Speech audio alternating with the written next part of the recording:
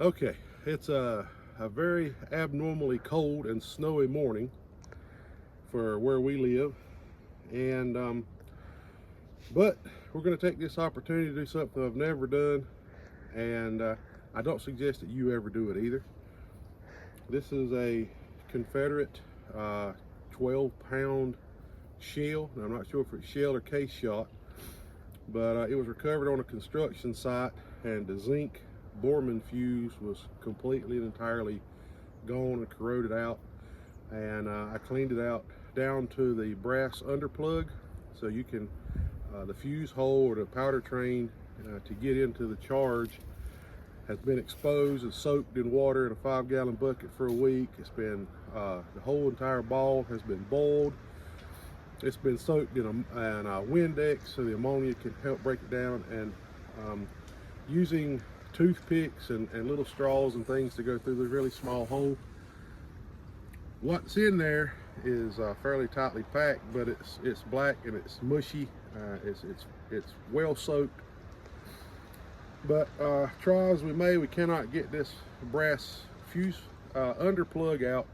So today we're going to remote drill it, and so we're in the middle of a wide open field behind a rifle berm with tires, and there's no living structures, no inhabitants within several hundred yards from here. We're completely surrounded by trees, and what we have is the ball is clamped in place. We're going to drill through the fuse hole, or the powder train hole under the Bormann fuse. We're going to drill a 1/2-inch hole in order to be able to more adequately irrigate what's in there and see if it's a case shot. So now the way we're going to do this is we have extension cords run several hundred feet behind some buildings on our farm here in the range, and we're going to turn the drill on, so the switch will be on just like right now, but there's no power going to it. This pipe I'm going to put on the handle and let gravity pull it through the brass, but we will actually put the power to it from behind buildings and a pond dam several hundred feet away, and let it drill for 20 or 30 seconds, get through the brass. And brass is non-ferrous, it shouldn't spark. I've soaked it, right now it's soaked in cooking oil. The fluid that you see in the top of it, what he was videoing right then, was cooking oil, so it's actually helped lubricate it as well. And cross your fingers that this drill press is not the last casualty of the American Civil War. All right, we're going back to plug it in. Cross your fingers.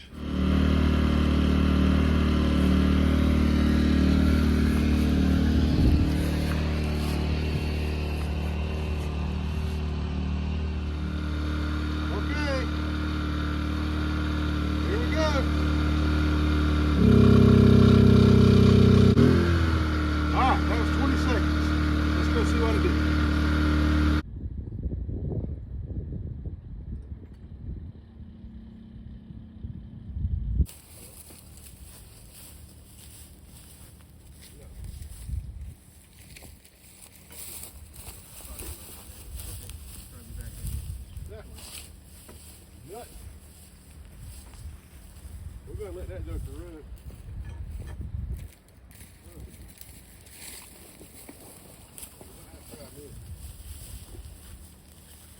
Okay, let's go do it again. Was it even drilling? 20 seconds wasn't long enough. Was it even drilling? Okay, you know what they say about the best laid plans of mice and men? They often go awry. We found out that the pipe I had on here was actually too much leverage. The drill bit was biting too hard and it was just stalling the drill out. So we've had to improvise and dig around down here in the buildings. We found us a broom handle, piece of retractor plate, and we've shortened up, try to get less leverage. And so we're going to see if this works. So this is taking a lot longer than I thought. We're losing enough voltage or amperage through the length of the drop cord that it keeps stalling the motor out, and we're getting a bigger generator. We're going to see if we can push more power down here, but we got some shavings, but it keeps stalling out. So slow progress. A temp die, I don't know what number now. We've changed the RPMs. We've had to change the arms. We've had to change the weight. So all we got on the end here now is a milk jug with 1 or 2 little rocks in it. We keep binding up. So we're gonna go plug it up now, and I don't know, hopefully this time will be the one.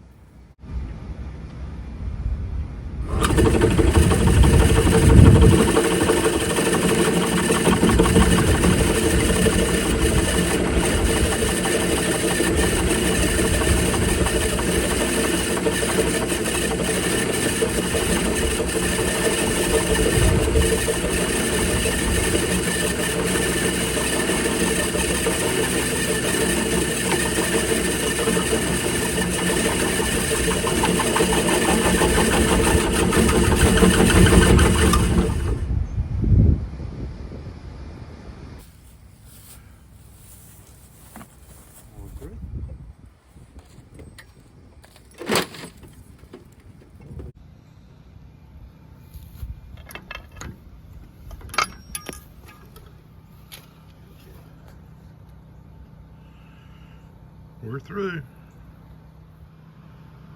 Well, we are in, and I don't see any case shot. Plenty of packed, caked, soggy powder. So this that was, it was thoroughly soaked. So about to boil out a cannonball, as one does on a snowy Saturday. But you can see the stuff coming out of it already.